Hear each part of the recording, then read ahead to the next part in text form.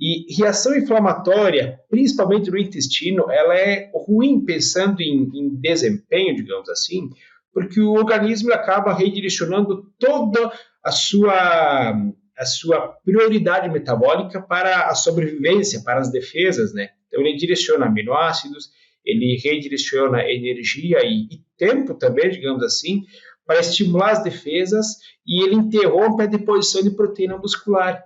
E aí a gente vê isso no campo como piora na conversão alimentar, como redução na deposição de carne magra na carcaça também.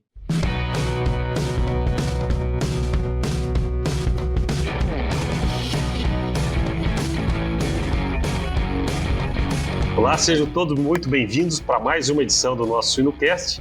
Meu nome é Guilherme Brandt, sou veterinário, host do programa aqui. E hoje o nosso convidado especial, Dr. Thiago Goulart Petroli, professor, doutor da Universidade UNOESC de Xanxerê.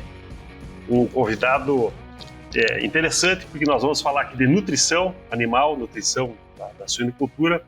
Professor, fica muito bem à vontade aqui. Nosso programa é um programa leve, um programa democrático, um programa que visa formação continuada na academia.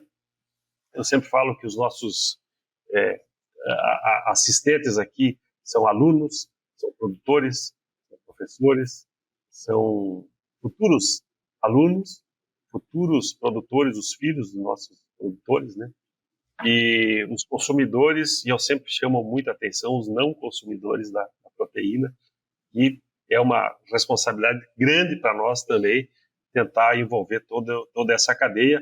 Aliás, uma cadeia que está de parabéns. Essa semana foi divulgado aí o aumento no consumo da carne suína, batendo mais de 20 quilos por habitante no ano. Então, estamos todos de parabéns aqui. Dr. Thiago, que é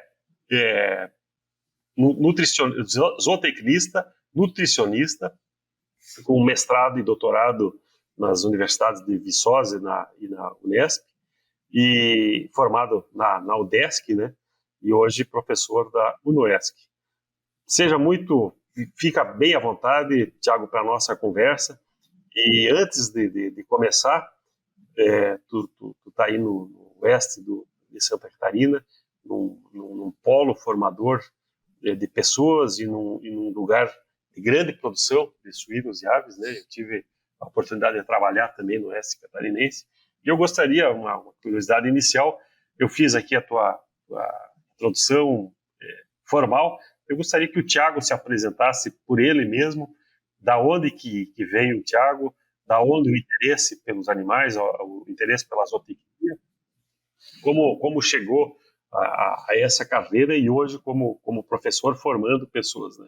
Então, Thiago, fica muito bem à vontade aí para a nossa conversa. Olá, Guilherme. Bom dia. Muito obrigado pelo convite. Fico muito feliz em poder conversar um pouco sobre suinocultura, conversar um pouquinho sobre nutrição animal, contribuir um pouquinho com a cadeia produtiva, né? Um assunto e uma área que tenho muita alegria em conversar, e quando nós temos alegria em falar do que faz, as coisas fluem facilmente e naturalmente, né?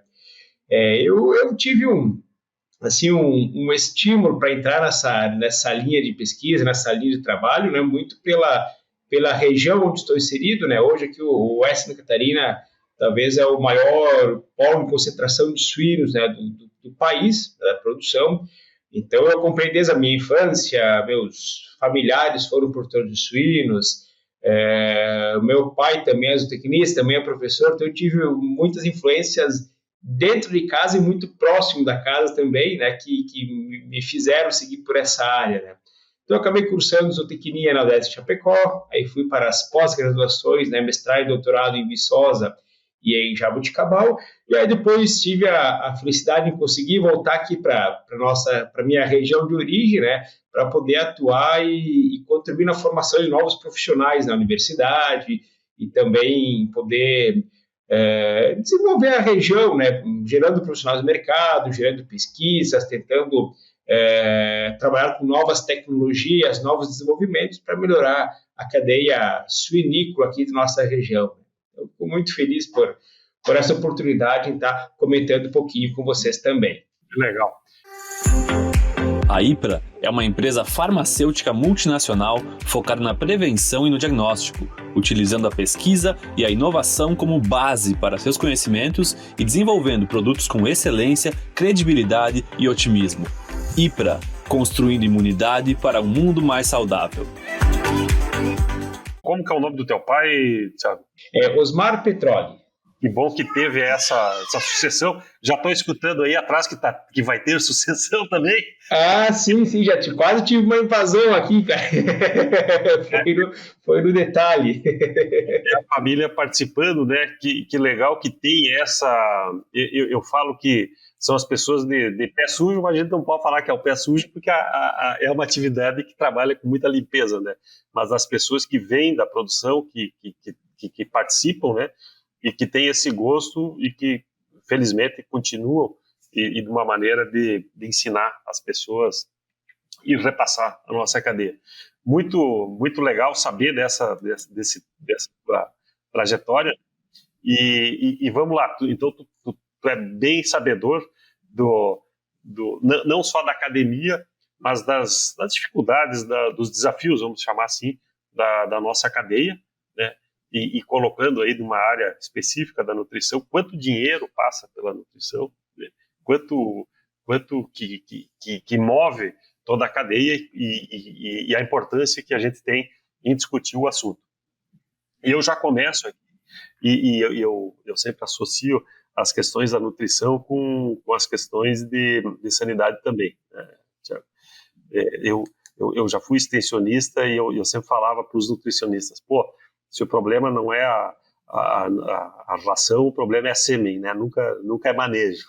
Então, tem para pagar a conta, mas brincadeiras à parte, tem todo esse envolvimento aí na parte nutricional ou na sanidade dos animais que vem, não necessariamente do crescimento da nutrição, mas o impacto que a nutrição causa em todo o ser vivo, né?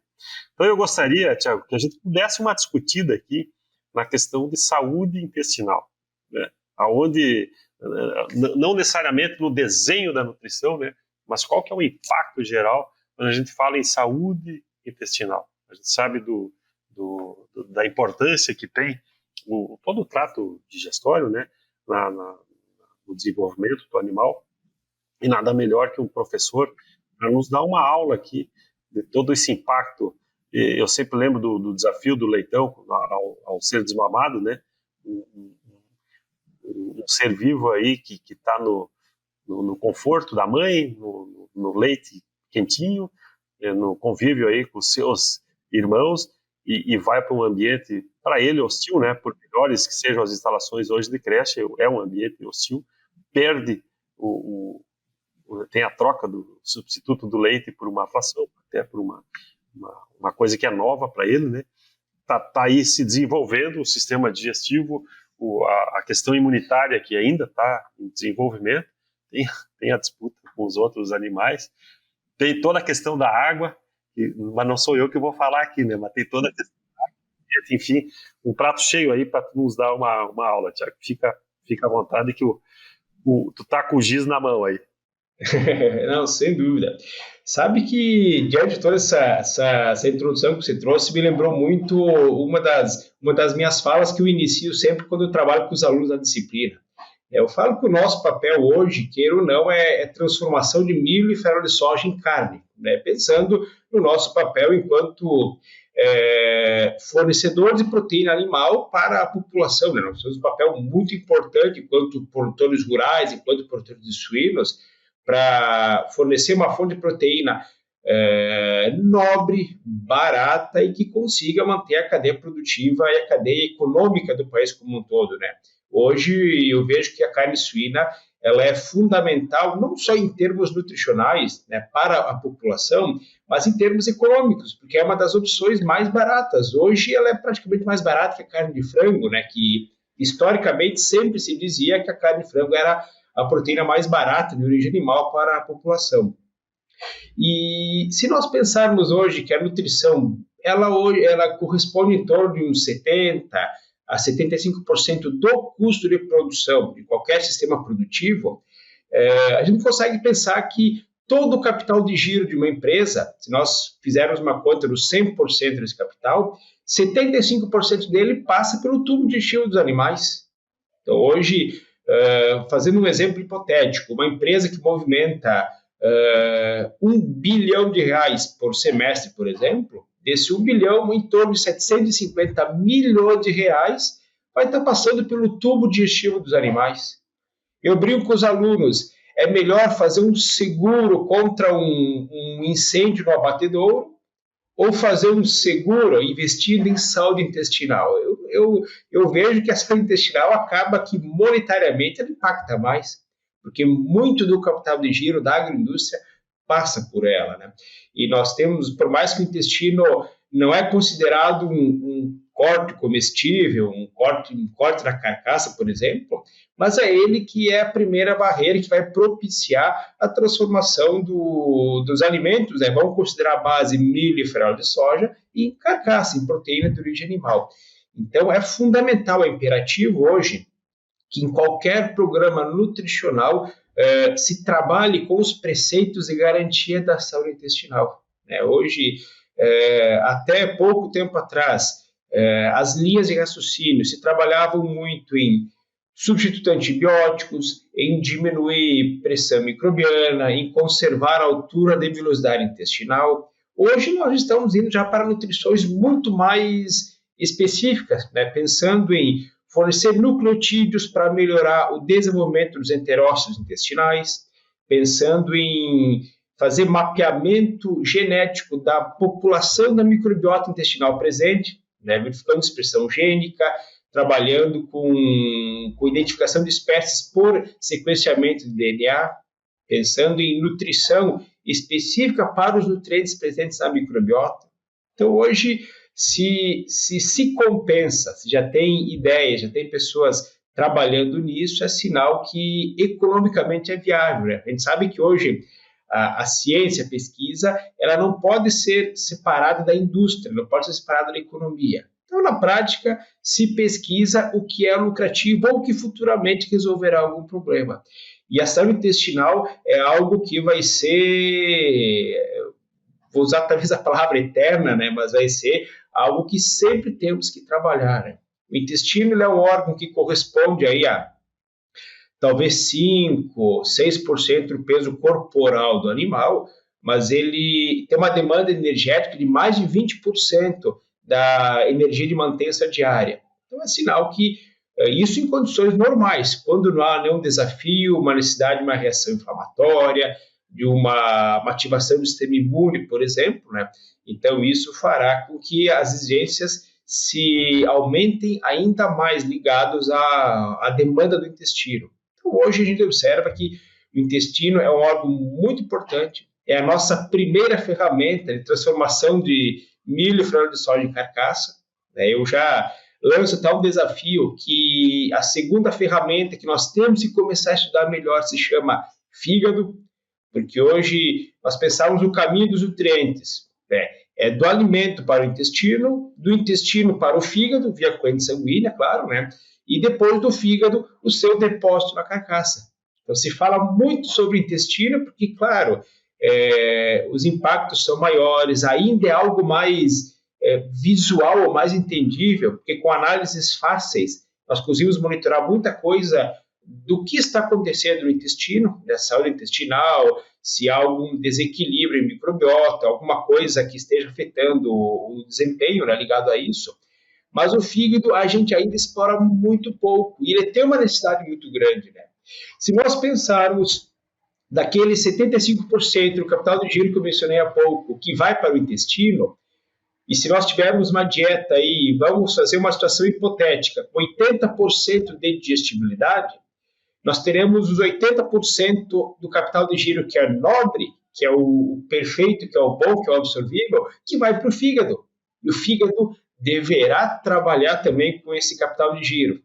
Então, ainda, na minha opinião, ainda está pouco explorado. A gente precisa trabalhar com o fígado. Na hora que nós entender o fígado mais a fundo, a gente vai conseguir entender um pouquinho mais do passo final da conversão de milho e farelo de soja em carne, né? Então, a parte metabólica, a parte bioquímica, que muitos fogem, né? Porque tem que se debruçar sobre os livros muitas vezes, né? Mas eu vejo que é importante, né? Então, tem entre o alimento e a carcaça, que é o nosso objetivo final, tem caminhos muito grandes. O primeiro que vamos dar uma comentada hoje é a saúde intestinal e o segundo, o metabolismo hepático, que deverá ter caminhos futuros aí também. Muito legal. Só pegando um gancho aqui dessa tua palavra inicial, quando tu fala de uma máquina de transformar milho e soja em proteína, eu sempre brinco com o pessoal, e aconteceu semana passada, nós fomos numa pizzaria e alguém pediu pizza de milho. Eu falei, pô, mas milho é matéria-prima. Milho. Nada contra. É verdade. Então vamos deixar cada um no seu lugar, né? E importantíssimo essa relação da palavra inicial aqui com a economia, né? Nós estamos falando em dinheiro, né? Nós estamos falando em transformação de matérias-primas num produto final e esse percentual todo, ele seguramente tem que ser transformado monetariamente, né? Uma curiosidade minha aqui, Thiago, em relação quando tu fala da microbiota, né? O que nós temos hoje não diria mais avançado, mas qual que é o exame hoje, né? Porque tem muitas opções hoje de tu fazer estudos de microbiota, ou deixa eu quebrar minha pergunta para uma coisa mais que o campo está mais acostumado, né? Pô, saúde intestinal é diarreia, né? Vou lá ver se os animais estão bem. O último ponto, vamos dizer, é a consistência das fezes, né? Mas a gente está falando de uma saúde intestinal que ela pode estar muito mais comprometida, muito antes do que o final, que é a diarreia, né?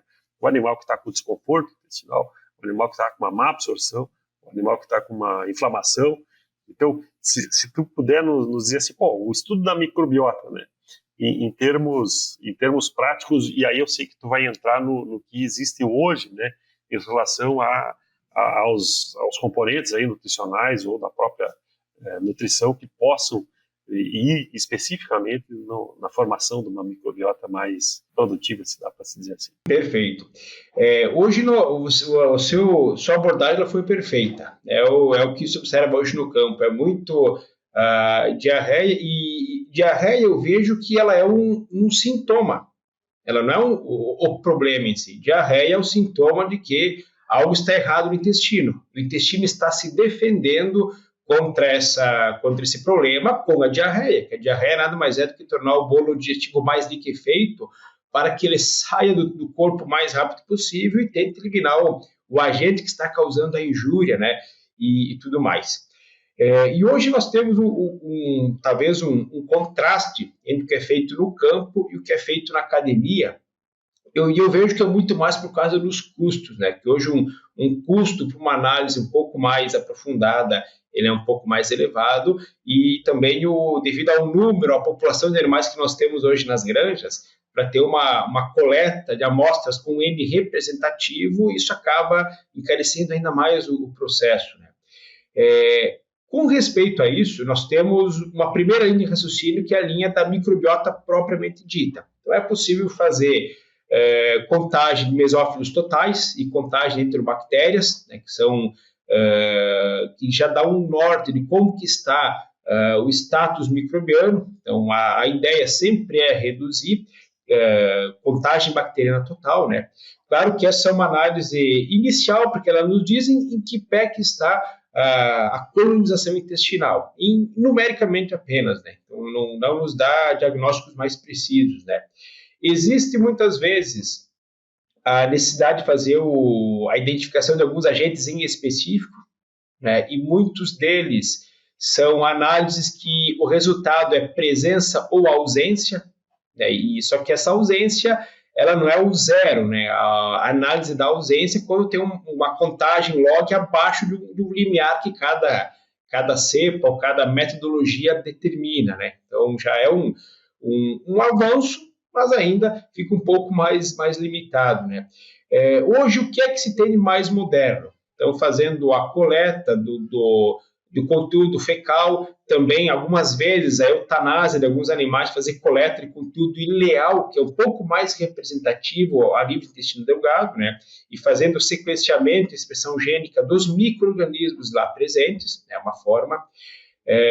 Hoje também existe uma metodologia que é a avaliação da permeabilidade intestinal, que hoje, se nós pensarmos na vilosidade intestinal, por exemplo, ela é toda recoberta por enterócitos, né? E cada enterócito é ligadinho bem certinho um ao outro por do inglês, as tight junctions, né? Que são as junções do tipo gap que se fala, né?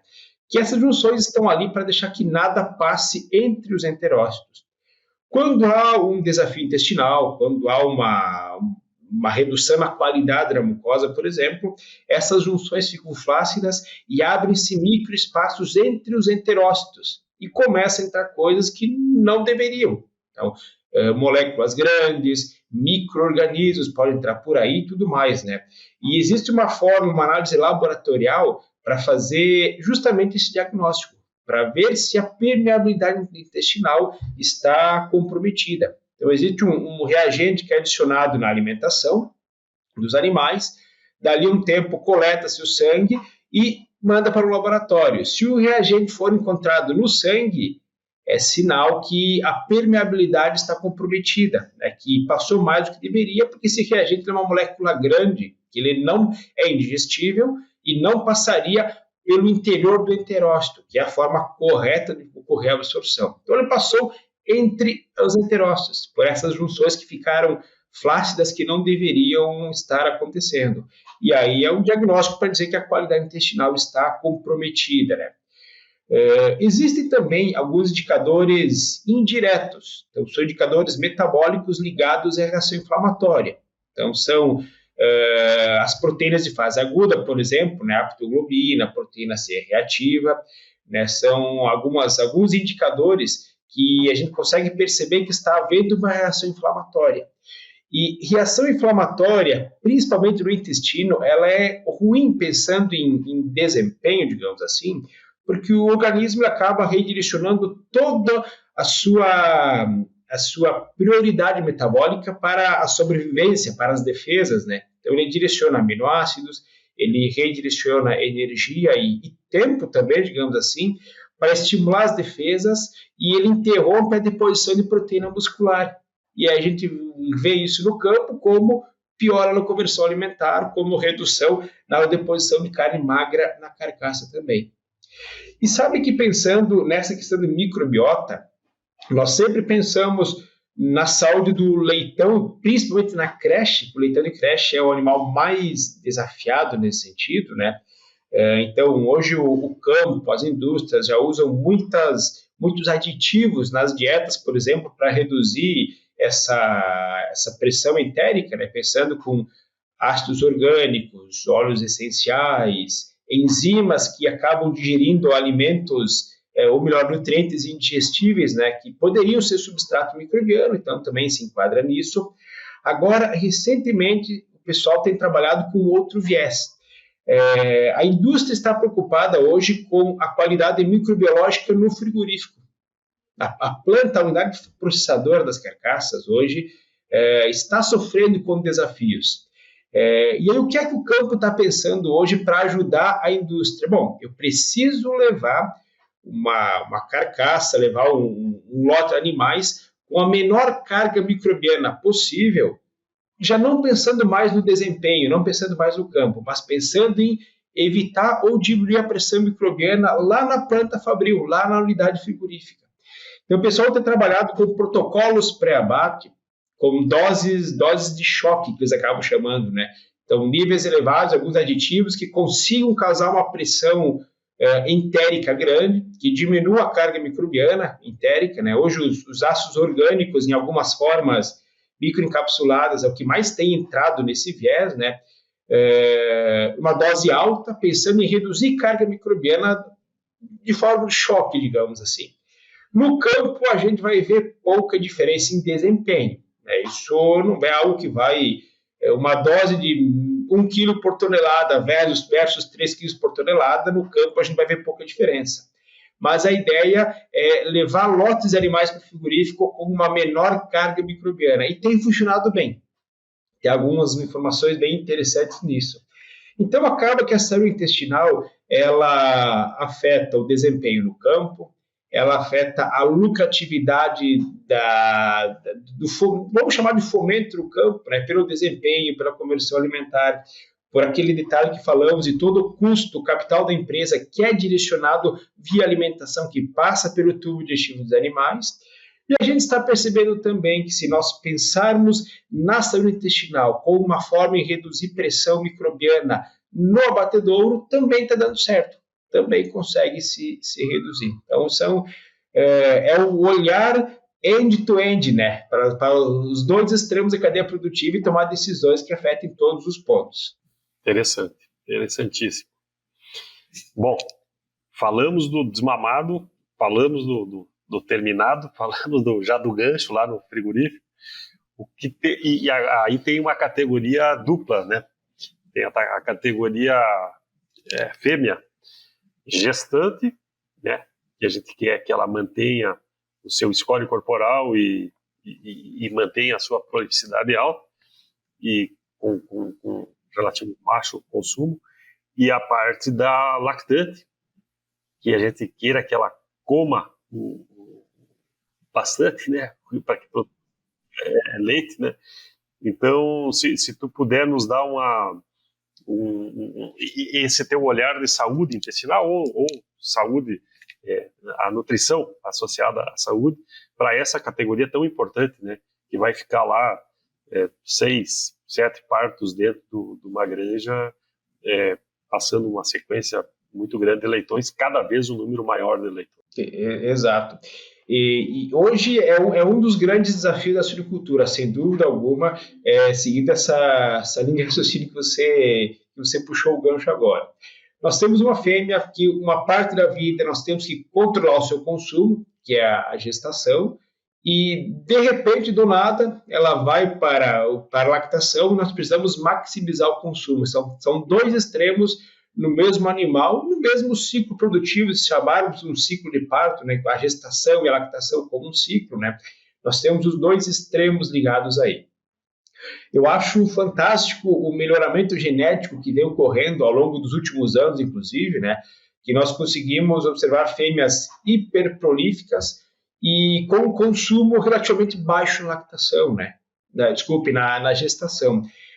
Hoje, o nosso desafio na gestação, sem dúvida alguma, é evitar o sobrepeso dos animais. Né? Hoje, nós sabemos que alguns sistemas de instalações têm sido desenvolvidos muito por questões de normativa de cumprimento para bem-estar animal, para alguns outros preceitos, né? E pode ser que haja algumas dificuldades em nós fazermos a padronização do consumo dos animais, criação em baias coletivas e tudo mais, e vai ser a tecnologia que vai ter que nos ajudar nesse campo aí, né, para nós podermos uniformizar. Agora, o nosso desafio na gestação, sem dúvida alguma, é o controle do score corporal. Como é um animal já mais resistente, é um animal que passou por vários períodos de desafio, com vários perfis microbianos da granja, a fêmea suína gestante ela é um animal que não tem tanta dificuldade no sentido de saúde intestinal. Né? Muito pelo seu sistema imune que já está muito maduro. Então, é um sistema imune que consegue se defender bem. Né? O que eu vejo maior é conseguir garantir saciedade ao animal sem gerar sobrepeso. E sabe que o sobrepeso ele é muito complicador lá na lactação, porque nós sabemos que se o animal sai da gestação e vai para a lactação com um score de gordura um pouquinho elevado, lá ela vai ter uma tendência a ter um menor consumo. Isso é uma fisiologia hormonal, né? O tecido adiposo, ele produz um hormônio chamado leptina, que é um hormônio inibidor de consumo. Então, quanto mais reserva de gordura o animal tiver, maior será a produção desse hormônio e o consumo acabará sendo menor. Então, esse é um dos nossos grandes problemas, desafios que nós temos, né? Então, a fase gestante eu vejo como o principal detalhe esse, conseguir fazer com que haja um consumo de energia baixo. Então, eu vejo que em termos nutricionais, o pessoal tem que calcular a quantidade de calorias e energia que o animal ingere por dia. É muito no popular, na facilidade, o seguinte, é 2 kg de ração por dia. Alguns preconizam, 2 quilos a fase toda. 2 quilos, ou então 1,8 kg no primeiro terço, 2 no segundo, 2,200 no terceiro, enfim. Cada casa genética tem uma recomendação para o seu animal, né? Agora, eu vejo que no campo, os nutricionistas, os profissionais que trabalham, eles deveriam calcular a ingestão calórica diária que o animal tem. Então, verificar o nível energético da dieta, quantas calorias está formulando, fazendo um exemplo, um animal que consome 2 kg de ração por dia, com nível X de energia, e se ele comer 2,2 kg de ração por dia, são 10% a mais de ração. Se a dieta for formulada com 10% menos energia, dá na mesma coisa. Então, o consumo de energia, as calorias, é que tem que ser monitorado, né? E pouca, assim, os nutricionistas que formulam, claro, eles sabem disso, eles calculam, mas eu acho que falta muita comunicação nutricionista versus campo. Eu vejo que esse é o maior entrave, né? O nutricionista precisa levantar da cadeira, vestir uma roupa de guerra, colocar umas botas e ir para o campo. A minha opinião é essa. Muito nutricionista fica atrás do escritório, no computador, fazendo só os cálculos matemáticos e dando ordens. Né? Eu sei que eu também sou nutricionista, eu sei que é muito do nosso grupo de trabalho, é muito assim. Eu acho que tem que sair e ir para o campo. E tem que acompanhar. Às vezes, foi uma época muito fria. O animal tem um consumo natural maior, né? Às vezes tem um equipamento automatizado, que o animal que acaba tendo um pouquinho mais de ração, o animal vai comer mais, vai acabar ingerindo mais calorias. E do verão é o inverso, né? O animal reduz o consumo, reduz a ingestão calórica, e aí vai para a lactação com score abaixo do que deveria também. Então eu vejo como a ingestão calórica um dos principais pontos nesse caso aí. Aí na lactação a gente inverte todo o processo, né? Temos que maximizar o consumo, o animal teria que consumir aí o ideal acima de 10 kg de ração por dia, né? Então imagine um volume de 10 kg de ração, imagine uma embalagem, e imagine o tamanho do estômago da fêmea suína. Será que cabe tudo isso? Uma vez é óbvio que não, né? Então tem que ir fornecendo esse consumo várias vezes ao dia. Então tem que maximizar o consumo, tem que estimular. Aí vai para o campo e o campo diz, mas nós não temos mão de obra para ir lá acompanhar, para ir lá fornecer, nós não conseguimos fazer mais tratos diários. E aí começam os entraves. Por isso que as pessoas têm que se conversar. Tudo isso tem que ir para o campo, tem que fazer uma adequação, às vezes melhorar os níveis energéticos das rações. E aí vem história de consumo. O pessoal coloca hoje palatabilizantes nas dietas, né, adoçantes e outras coisas mais para tentar favorecer o consumo voluntário dos animais. Né? Quando o animal está em lactação, ele está em um metabolismo catabólico, né? Ela está trabalhando sempre com a remoção das suas reservas energéticas, pensando na produção leiteira. Então, ela redireciona todos os nutrientes para a glândula mamária. E é isso que nós precisamos aportar. Tem que ter nutrientes suficientes, se não maximizar o consumo, a gente não consegue, né? Então, o nível energético é um dos grandes pontos desse caso aí. Muita gente trabalha com aditivos pensando em saúde intestinal da matriz. Eu vejo que é um ponto positivo, mas não pela matriz, pelos leitões. Porque em uma maternidade, né, a principal fonte de contaminação dos leitões é a sua própria mãe, é a sua própria matriz. Então, a gente não vai ver efeito do aditivo, de alguma molécula que modula a saúde intestinal na matriz. Muitas vezes, nem percepção no aumento na produção leiteira. Mas é a história da visão em todos os elos da cadeia. Nós conseguimos reduzir a pressão microbiana, reduz o desafio para os leitões, a gente envia um lote para a creche com menor desafio. O produtor da creche fica mais feliz. Os leitões eram melhores, né? E já eles conseguem observar muito isso aí. Interessante, é um desafio, né? E aí faltou um elo da cadeia, né? Que é o que não está dentro, normalmente não está mais dentro da granja, que é o que está lá dentro da central de inseminação. o objetivo aí de produzir não só o volume, né, de sêmen diário ou do seu cronograma de coleta, mas com uma qualidade espermática que hoje ela está muito bem, e como otimizar isso para os machos de maior valor genético, né? Que são os que estão dentro das centrais, né? O que a gente tem de novidades, o que a gente tem de opções aí para a nutrição de cachaços, Thiago? Sem dúvida. A gente troca mais uma vez a forma de se pensar, a forma de se trabalhar, né? Porque temos que pensar em volume e principalmente qualidade espermática, como você bem mencionou aí. Uma das grandes linhas ou grandes vertentes que a gente vê hoje em dia, pensando em qualidade espermática, é trabalhar com antioxidantes para a alimentação dos cachaços. Mas temos que cuidar quando a gente fala com antioxidante, porque até então o pessoal sempre pensava que antioxidante é para a ração. A gente vai trabalhar com antioxidante para a ração, evitando que ela rancifique. Se ela não rancifica, ela não causa agressão à mucosa, você garante saúde intestinal, o animal não absorve lipídios rancificados e não tem problema. Mas não é mais isso. A gente precisa pensar em efeitos antioxidantes no metabolismo do animal.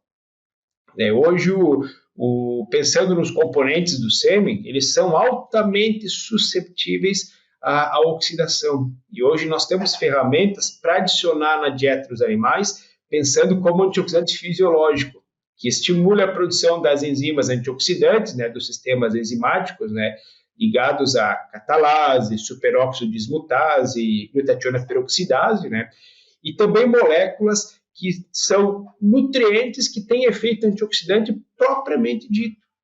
Então, hoje, a vitamina C ela é um antioxidante natural, a vitamina E é um outro antioxidante natural.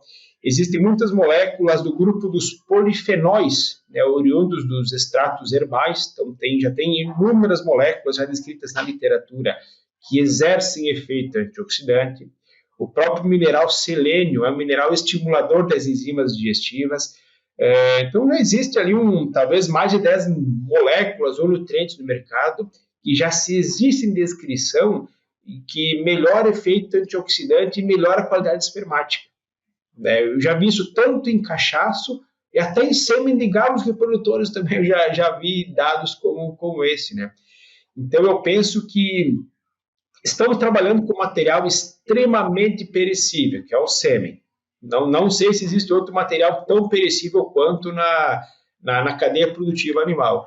E, nesse momento, é onde nós temos que trabalhar com o maior investimento para melhorar a conservação. E os nutrientes antioxidantes são os melhores, sem dúvida.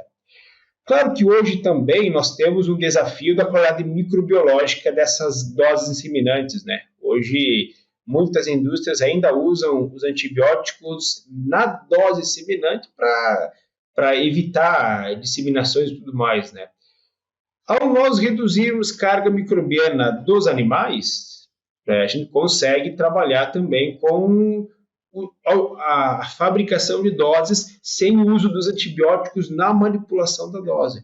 Voltamos mais uma vez para a saúde intestinal, né? Mas pensando sempre nos extras, né? A gente não vai ver melhora no desempenho do animal, o animal vai produzir mais sêmen se nós melhorar a saúde intestinal, só se tivesse muito debilitado, aí seria outra história.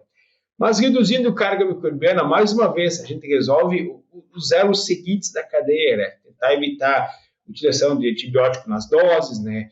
Evitar que as doses sejam veiculadores de algum possível patógeno para a cadeia produtiva, o que seria muito impactante, né, para a cadeia e tudo mais, né? Talvez esses são os dois pontos mais importantes que eu frisaria em termos nutricionais aí para os cachaços. Sim. Além desse comentário, esse é vamos dizer, é do escritório, né? É do nutricionista formulando. Além da questão ração cachaça ou ração macho para agricultura, ser um extrato tão pequeno que normalmente as fábricas de ração elas não não gostam de fazer esse setup para tão pouca ração, né? Ainda tem esse desafio dentro da cadeia, né? Mas é importantíssimo frisar isso pelo elo mesmo, né? Pelo que representa na cadeia. São poucos animais que vão consumir, mas necessariamente precisa de uma qualidade e de uma assertividade de formulação muito grande. Sem dúvida. Legal. Eu estou vendo aqui que o nosso tempo está voando, Thiago. Pois é. Tem muita coisa aqui, mas que legal poder dar essa abertura, né, geral aí da cadeia, até para nos fazer pensar o quão complexo que é toda essa questão. E eu gostaria de explorar mais um tema contigo, que é exatamente o que tu falou do papel do nutricionista, né? De estar presente no campo, de poder fazer essas percepções que às vezes podem ajudar muito no próprio sanitarista e em quem está lidando com o manejo, né? E quando tu fala pegando o exemplo do teu e do teu pai, né, que tu seguiu uma carreira, tu tá numa posição privilegiada aí, bem localizada numa região produtiva e que passam, não sei qual que é o volume de alunos que passam, mas passam muitos alunos por ti. Quantos nutricionistas tu consegue formar por ano? Tá formando zootecnistas veterinários, mas quantos zootecnistas tu consegue botar lá o carimbo, pô, esse aqui é meu? Olha, essa é uma das maiores até tristezas que eu tenho, vou dizer, porque a gente consegue formar muitos alunos por ano, mas que vão trabalhar diretamente com a nutrição nutricionista hoje não chega a dar 10% do total, sabe? E hoje é um dos campos do mercado de trabalho que tem exigido muitos profissionais, é um campo que tem muitas vagas de trabalho e que, queira ou não, remunera muito bem também, né? Mas qual que é o meu desafio hoje? Aí fica a mensagem para o pessoal que está nos ouvindo, nos assistindo. Tem que gostar de estudar. Então, tem que estudar anatomia, tem que estudar fisiologia, tem que estudar muito bioquímica. Eu tenho uma séria dificuldade em separar o que é nutrição e o que é bioquímica, por exemplo. Para mim, é uma ciência só, né? E aí, às vezes, quando começa a bioquímica, nome de moléculas, funcionamento, isso, aquilo, o pessoal meio que foge. Não, eu quero trabalhar uma coisinha mais aí, lidar com os animais, quero ver o manejo, quero ver a ambiência, quero coisas que são visuais, que ele faz a atividade e ele vê a resposta na hora. A ambiência é algo que eu dei um exemplo, né? Que é muito imediato, que você consegue ver e medir, né, com equipamentos, com números, né? A bioquímica, eu brinco com os alunos que tem que acreditar que aquilo é verdade, né? Dar uma aula de ciclo de Krebs, por exemplo, como é que eu vou provar na prática? É assim que acontece, né? Tem algumas universidades que conseguem, tem metodologia para isso, né? Aqui a gente ainda estamos iniciando, né? E eu vejo um pouco muito disso, né? E a própria cadeia de suínos é uma cadeia que tem demandado muito profissional e hoje nós não estamos conseguindo produzir ou formar profissionais para atender a cadeia produtiva como um todo, em todos os elos, né? Importantíssimo. E eu acho que fica... E faltou coisa aí na tua lista, né? Gosta de estudar, tem que gostar de estudar matemática, a própria economia, estatística. Exato. Coisas e isso são visíveis, né, Tiago? Isso é visível. Para quando tem o erro, mas também quando tem esse ajuste fino, né? Como é bom ver um animal crescendo, um animal desenvolvendo, botando a plenitude aí da zootecnia, né? Produtividade de excelência, né? E a gente tem produtividade de excelência aí no S catarinense, né? Nós temos conversões excepcionais. Há pouco tempo aí na terra de vocês, aí em Faxinal, teve um parto aí com 41 leitões. Teve sim, saiu no noticiário, inclusive. Sim, incrível, né? Dos Guedes, né? Então, isso aí, aí o ciclo de Krebs funcionou bem, o piruvato lá. E as doses semelhantes também, né? Estavam com uma qualidade altíssima, tem uma viabilidade muito boa, né? Eu lembro que na empresa que eu trabalhei teve um parto com 36 leitões e eu pedi para o pessoal escrever uma matéria e eu pedi assim, ó, o título tem que ser Quando Tudo Dá Certo. Né? Tudo deu certo. O cara lá da fábrica de ração, misturou certinho, o nutricionista fez certinho, o transportador. Então, para a gente ver quanto que impacta essa cadeia aí, né? E quantas pessoas estão envolvidas. Eu acho que valeu o teu recado final aqui, né?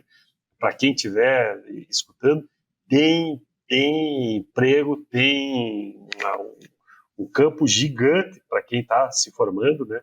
E tem uma carência muito grande, né, hoje de profissionais. Então, independente da economia da suinocultura ou da avicultura, mas tem espaço para quem está se formando, e tem espaço.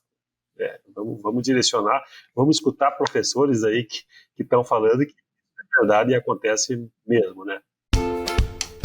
E se a sua produção fosse mais rentável?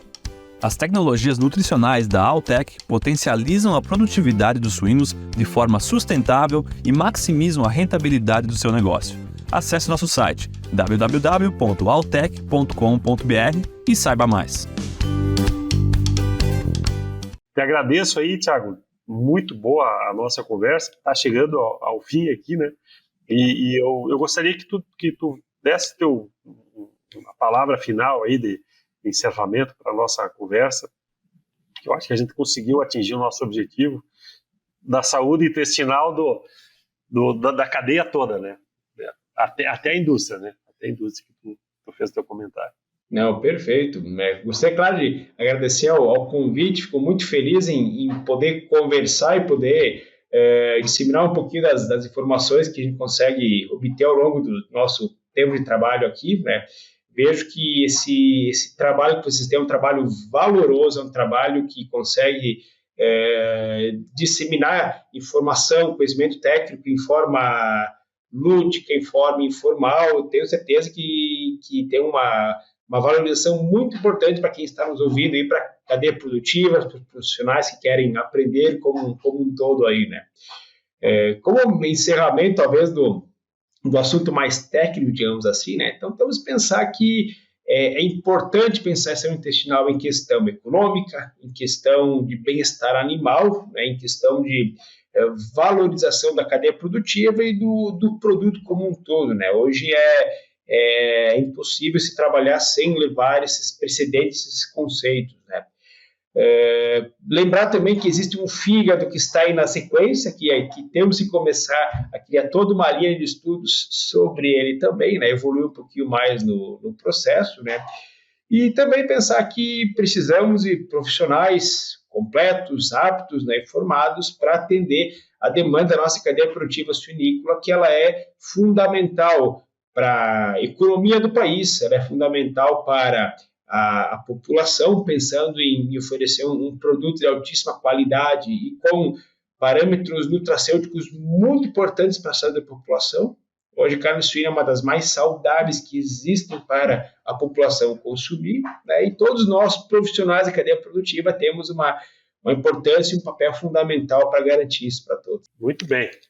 Então, nós estamos encerrando aqui mais um programa do nosso Suinocast, um programa que começou com o Dr. Thiago falando que estava feliz em falar de uma coisa que é um trabalho que dá satisfação e que dá, de fato, né? E a gente vê na conversa que a gente teve aqui com o Dr. Thiago a facilidade que a gente tem de expressar a importância de temas, dos diversos temas que fazem parte da nossa cadeia, né? Hoje o tema específico, saúde intestinal, que a gente tratou do leitão desmamado, do leitão que está mamando, da fêmea no seu período de gestação, lactação, do cachaço, do papel do nutricionista na cadeia, dos valores financeiros que giram a nutrição e todo o impacto que tem na produção dos suínos até o gancho lá no frigorífico, e de um flanco que está aberto aí e carente de profissionais qualificados. Muito obrigado pela tua palavra, Thiago, muito obrigado pela atenção de todos aqui, que certamente irão nos escutar e nos encher de perguntas. E tu já deixou um gancho aqui, né, Thiago, para que necessariamente tenham outros programas aí discutindo saúde hepática e, enfim, aquilo que envolve toda a cadeia. Muito obrigado e nos vemos por aí. Um grande abraço.